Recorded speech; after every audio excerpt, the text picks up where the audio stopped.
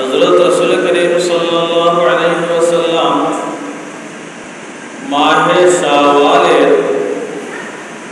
আমল সম্পর্কে বলেন, মান সামা রমাদানা সুম্মা তাবাআহু সিত্তাম মিন শাওয়ালিন কানা কাসিয়ামিদ দাহর। অর্থাৎ যেই ব্যক্তি রমাদানুল মুবারকে সিয়াম সাধনা করল এবং শাওয়াল মাসে ৬টি সিয়াম আদায় করলো, অর্থাৎ ৬টি রোজা আদায় করলো, সে যেন সারা বছর রোজা আদায় করলো।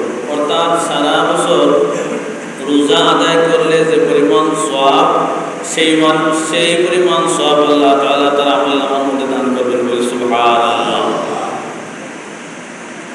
এটা গত জুমায় বলেছিলাম আমি যে এটা ধারাবাহিকভাবে রাখতে পারেন, আবার গ্যাপ দিয়ে রাখতে পারেন, এবং যাদের কাজা রোজা আছে কাজা রোজা কিন্তু আদায় করতে হবে আগে। আল্লাহ রাব্বুল আলামিন আমাদেরকে এই শাওয়ালের ৬ রোজা আমল করার তৌফিক দান করুন। সকলে বলে আমিন।